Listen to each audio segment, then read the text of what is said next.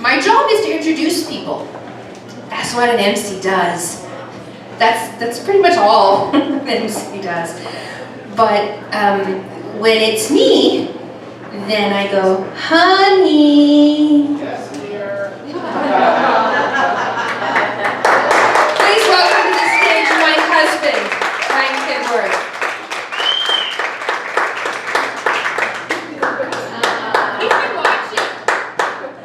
I get to do that later, too.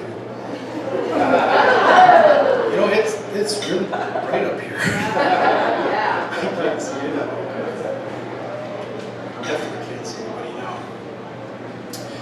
Again, for those of you who don't recognize me, my name is Mike, and I do have the privilege of being married to your host, Lauren.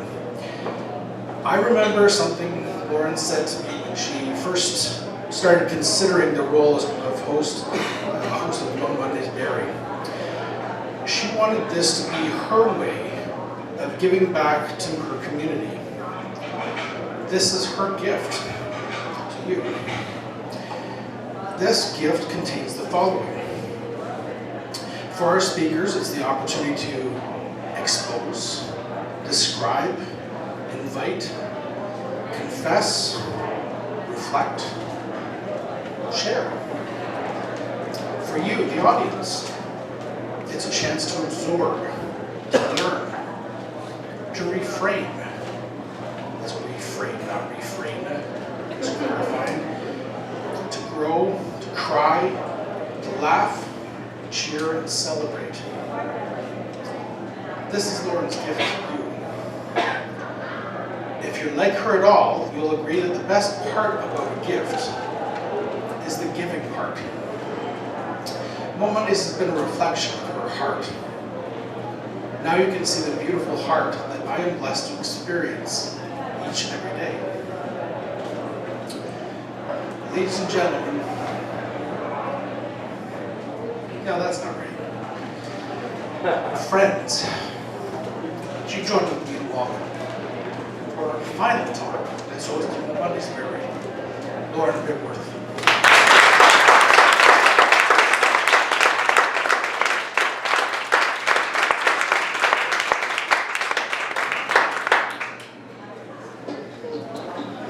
No pressure.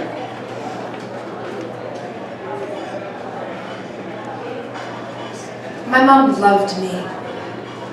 She loved me so much. And that's why she put me on my first diet before I could read.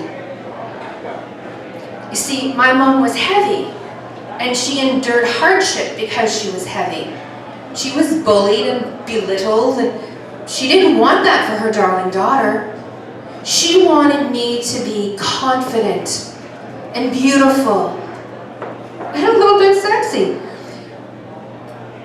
All those things that she never thought she was, because she could never be slim. So she taught me a few things. She taught me about Melba toast. She taught me about carefully cutting a piece of bread in half so I could pretend it was a sandwich. She taught me about grapefruit juice and cabbage soup and all those things that are diuretics. She taught me about exercise. Ride my bike 1 mile every day, even though I hate bike riding. She taught me a whole lot of things. But what I learned was eat chocolate bars in the closet because no one can see you. If you hide in the forest with your bike for half an hour, no one will know you didn't actually do your ride. And if you do overeat, then the absolute best way to deal with your failure is to get rid of the evidence in the bathroom where no one can hear you puke. She taught me these things, and I learned different things. But there was one thing that was the same. Slim. Slim was the answer to every single thing that was wrong with me. Slim was the answer to every single thing that she felt was wrong with her. If I was going to be successful, if I was going to be anything, I had to be slim. And I wasn't. I never put it together though, you know? I never thought to myself, but wait, I loved my mom. I still love my mom. I love how soft she is to hug. And I love her absolutely incredible spirit of generosity. I love her strength. The strength it took as a single mother to teach grade 1 all day and go back at night school to get your master's so that you can take care of the 2 kids that are at home. I never saw my mom as fat or ugly the way she did. But I looked at her through my eyes, not through hers. And that's where the problem is, you know, in our eyes, our perceptions, friends, family, media, society in general has said exactly what beautiful is, what sexy is, what you need to be in order to be confident. I am so done with that. I am ready to stand up on the rooftop and scream, "You don't get to tell me that I'm not sexy. You don't get to do that to me anymore." But doesn't that sound angry? I'm not angry. I'm not an angry person.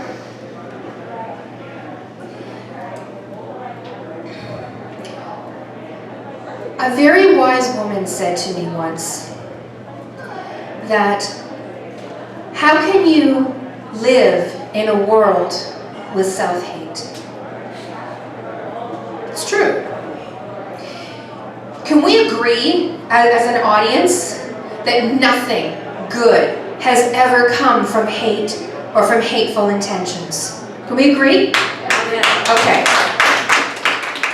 Yet we as a society live immersed in hate. And it's not necessarily for the world out there, but it is focused in white hot intensity on ourselves, on our bodies, our hair, our lives, whatever. We want, heavy people want to be thin. Thin people wish they had curves. Larger breasts, smaller breasts. Perkier butt, longer legs. Bigger muscles, washboard abs. The list is endless of the things that we want to change about ourselves. Things that we don't like about ourselves. But what if we decided we didn't want to hate anymore? What if we stood up today and said one thing, just one thing that we like about, dare I say it, our bodies? We just agreed that nothing good comes from hate. How can you care for something that you hate? Think about that. How much do you care for something that you hate? My body is going to be with me as long as I live.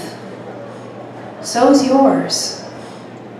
Where's that spirit of gratefulness, or at the very least, acceptance of who we are? What if we said, "Thank you, legs, for bringing me here today"? What if we said, "Thank you, heart, for beating the blood that I need to survive"? Are you happy to be alive today? Yes. Okay, that is a great start. Gratitude feels good. Thank you, God, that I am alive. Thank you that I can draw breath and that I can care for you. Thank you for arms that hug and hug really well. Thank you for everything that you've given me. That spirit of gratefulness. We have got a hashtag on Facebook about gratefulness. Don't you think it's time we practiced a little on ourselves?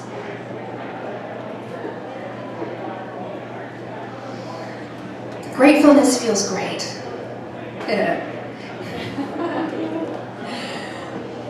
It's a long journey, and I'm really having a good time, but I'm realizing that I am not alone on this path. I have seen people in the last 6 months that I would have looked at and said, I would kill for that body. They were physically, oh my gosh, perfect. Yet they were still struggling with parts of themselves. I know that we're all on a journey together. And I want to remind you that wherever you are in that journey right now, it's okay. Rest when you need to, and move forward when you can. Gratefulness feels good, doesn't it? Does it warm your heart to be grateful and thankful? Me too. But there's one more step. There's a place that I am entering into, and it's called love. Love is where the real magic happens. Love is where the success happens. Love is that moment where a mother can stand there and say to her stretch marks, thank you, belly, for housing my most precious gift. Love is the place where you can eat a salad because it tastes really good. And because you love how it makes your body feel. Not because you're on a diet, and not because your mom made you. Love is the place where you can go salsa dancing in Roatan, in a bikini, because that just happened to be what you were wearing when they invited you to dance. Love is not caring, heck, not even noticing if the crowd that gathered to watch us dance was whispering about my size. I was having too much fun.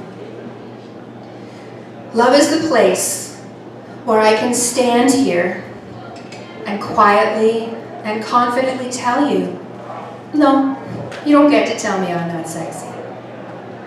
But love is the place where I want you all to whisper to yourselves that you don't get to tell yourself you're not sexy either.